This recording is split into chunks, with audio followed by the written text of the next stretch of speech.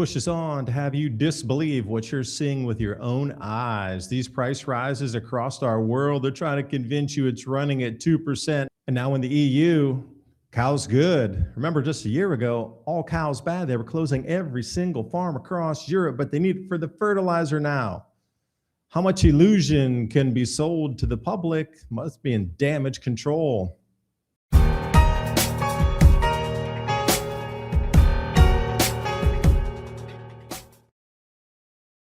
So you're seeing it, I'm seeing it, everybody's seeing it. They're feeding you these absurdly low numbers for your life cost.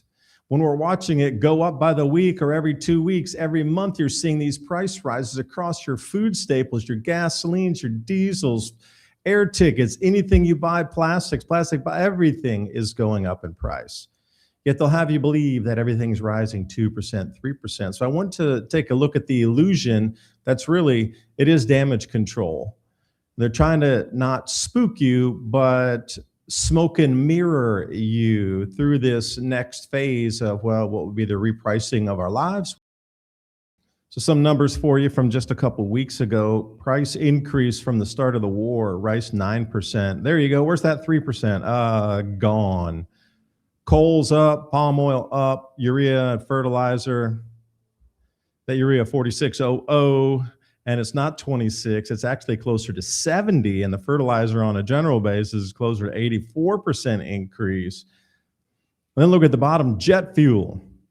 This is one of the things all the refiners are pushing over to jet fuel. So look for other fuels to get more expensive because they're like, yo, we are just going to refine jet fuels because we're making such a killing on it because it is now the most expensive and the highest return on investment refined product out there. Let's talk about electricity. Mine went up again. Thanks, TVA. U.S. power prices climbed 61% faster than inflation as demand surges. Electricity prices jumped 6.1% last month, not last year, last month, compared to a year earlier. And at the bottom, to make you feel better with the illusion, well, the total consumer price index was only up 3.8%. Wait, I thought inflation was supposed to run at 2%. Thanks, Federal Reserve. I don't think so. U.S. electricity price growth outpaces inflation. Yeah, yellow line bad, black line bad too. It should be zero. That black line, if it's above zero, they're stealing your money every single year through inflation. That is a generational wealth tax. In addition to your income tax, and that really hits everybody, the electrical prices. You know, now the data centers are competing for what we use in our cities or out on our farms. So this electrical increase is just, it's gotten to the point now Congress needs to take action because this is stripping households of any disposable income. And when you strip disposable income from one sector, it is going to, well, go dry in another sector. A drought of spending in addition to the drought in the center of our country and our grow belt. This is the year of the drought, I should say, for everything, including common sense.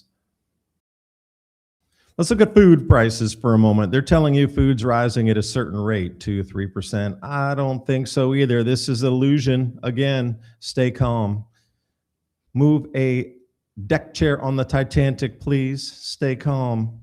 Just one of these flyers that they give away. What I noticed right there was that whole seedless watermelon. That thing should be like $2. Come on, $7 plus tax, of course. Ground beef, I guess it is a sale at $5.49 a pound because average price across the U.S. is $7.10 now. And look at there, the co-op boneless pork loin, $3.49.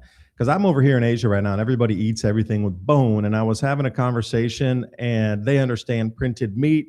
And I was like, why do you like to eat bone with everything? And they're like, well, that way you know it's not printed meat. There's bone in it. I thought, bing, light bulb goes on. Genius. Only buy meat with bone. That way you know it's not from a lab. So where's the grocery inflation coming from? I showed you that watermelon, insane, but it looks like tomatoes are right at the top. Now, coffee prices have dropped a bit, but we got beef pushing it up, and that's going to go higher as they need to import more because we're really down on the beef herds here in America, lowest in 90 years. modern military dominance comes down to one thing: what's in the supply chain. And right now, there's a critical gap that Washington is spending billions to close. Something the U.S. hasn't mined in nearly a decade: tungsten. The Pentagon, through the Department of Defense, has spent close to $10 million to restart domestic tungsten production, and that's not all. An additional $30 billion was announced to accelerate domestic production and secure strategic supply chains. This is where Vault Strategic Mining comes into play, trading under KNOX in Canada and KNXFF in the United States. Vault is built around a specific operating model. They acquire historic mines and use modern exploration techniques to maximize value. With a proven historic mine that operated under a defense minerals exploration contract around World War II, Vault aren't exploring for tungsten, they're revitalizing tungsten. Prices have been climbing as governments and manufacturers race to secure reliable Western supply chains outside of China, which still dominates the global market. Vault's flagship project is located in one of North America's most historically productive tungsten belts, a region the USGS estimates could hold around 168,000 tons of tungsten oxide in the ground. Today's prices, that equates to potential in situ value of roughly $30 to $50 billion, and Vault is positioned right in the middle of it. In less than 12 months, the United States has taken 5 major actions to rebuild critical mineral supply chains, including Executive Order 14231, Project Vault. The reason's simple: America's defense supply chains depend on tungsten, and the U.S. no longer mines it commercially. The Pentagon is actively funding domestic supply chains for that exact tungsten that Vault has in the ground. And thank you for Vault Strategic Mining Corporation for sponsoring today's video. You can get their latest presentation here on their website, vault-presentation.com/adapt-2030, or click on that link in the description box below. Fresh veg up over 10%. I mean, these numbers and the fish and the seafood, that number is going to continue to climb because the diesel prices are out of control. So the fishing fleet's going out. Fish feed's up, so even if they're farming it, plus electrical costs are up, so even if they're farming it, just everywhere you look, costs up. There's nowhere to run from increases in the food price.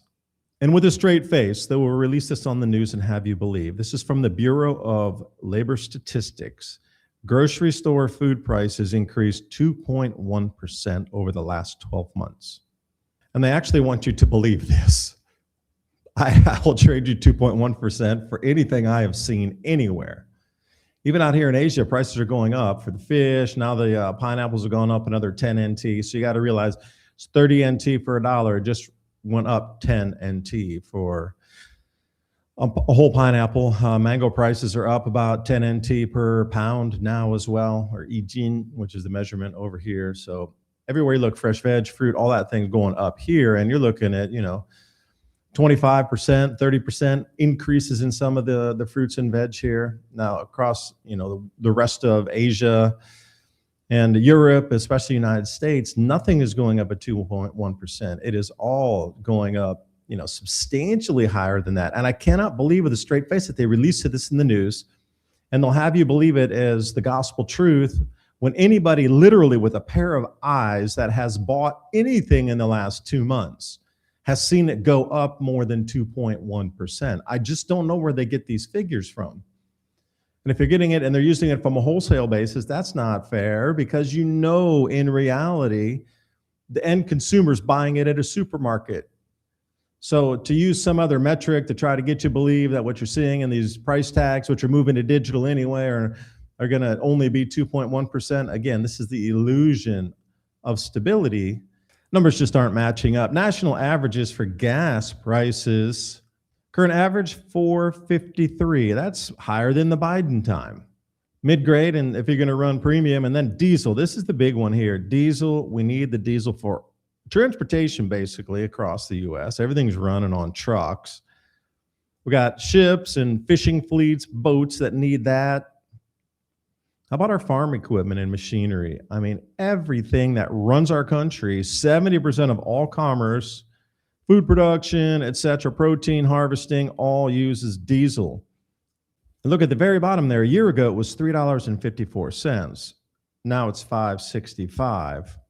So a lot of these farms that were budgeting out for this year planting and what the cost was going to be, they're just not going to plant. They're going to lose money. And this is the thing. There's about 16.5 million acres now in America that were not planted this year because the costs were too high. That's in addition to the drought that's already wiping out a huge amount of wheat production because, well, there's just no water. Things aren't germinating. If it is, I mean, it's just spindly as can be for these weeds. Plus, they don't have the herbicides, so there's a lot of weeds in the fields.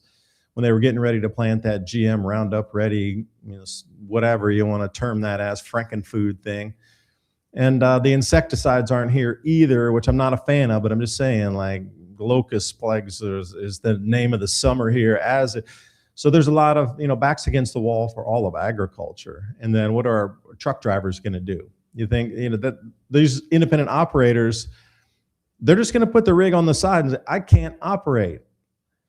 And this is where we're coming into. If this goes any higher, if this goes above 6, our country is literally going to start shutting down. Europe too, they're all about diesel. Now, let's go into petrol here. I was watching this video talking about the 10 cheapest countries for petrol. 4 of them are in Africa, somehow defying the fuel crisis off Sputnik, Africa. And I'm looking at that petrol station going, you know what? I'm there complaining because there's no paper towels when I'm wiping my windshield. After I clean it, I mean, look at this scene here. I mean, Mad Max, what up?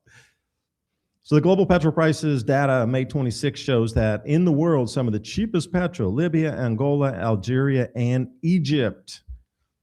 But they're on the other side of the strait, so that would make sense for producers, and they don't have to make it go through the Straits of Hormuz, so they are safe at least this time. If the Mediterranean gets blocked, perhaps. Now, here's another one. Don't believe your eyes. Just do as we tell you. The illusion, please believe it. EUI's free carbon permits for fertilizer industry / natural feces / dung from the cattle. I couldn't believe this. EU looks to cow manure to keep food prices down. Shocking. When I saw this, I'm baffled. And then, last year they were trying to remove every single farm. I can't believe the switch in such a swift time here. And I like this chart here. Agricultural commodities lagging fertilizer prices. So far right on there, it's already in a red box for you to go, oh no, that looks dangerous. That blue line is first. The red line shall follow. What is the red line? Oh, that's the agricultural subindex, meaning food prices. Yeah, you see where we're going to go. And they're telling you 3% grocery price year over year, Bureau of Labor Statistics. Wait, I thought it was 2.1. Wait, where's the numbers? Okay, now it's 3.8. Oh, wait, now it's 6. Produce prices increasing year over year. Again, Bureau of Labor Statistics. Now, wait, which one is it? And with all this illusion happening, it's time for the mushrooms. Thought I would just throw you a beautiful view here. A moment of zen in this mad world. The spores coming off in the evening here. Wonder what type of mushroom that is. Not really identifiable here, but the spread of that's just incredible. Nature provides. So when you grow your own food, nature is literally this bountiful. And that'd be one of my suggestions, is at least growing some of your own food. And for me, I'm on the end of going on the higher value chain of that, where different flowers that can be turned into medicinals, growing the tobaccos that can always be used as a tradable, or they can be used as a pesticide. Please take care with the bees, those neonicotinoids. That's why it's called nicotine. So be careful with your bees if you're around there, pollinators, that sort of thing. But there's a lot of uses for different plants that we've had through history. Growing lettuce is one thing. Growing tomatoes, awesome. You can eat that. But think about something that can be used higher up the value chain if you're going to grow in addition to just your basic staples. You can find those seeds at trueleafmarket.com. I'll link that in the description box below. Also, join me on Subscribe to our Patreon. Throwing up another post today, trying to explain the bond market. I saw this incredible video, but I'm trying to keep things on a visual post format over there, doing the videos here for you to get some analysis. That also is linked in the description box below. I appreciate your time. Please share with your friends and family. Subscribe to the channel. Hit the notification bell. And that link, you're going to have to copy that and paste it to get this video to run. I'll see you next time. Bye for now.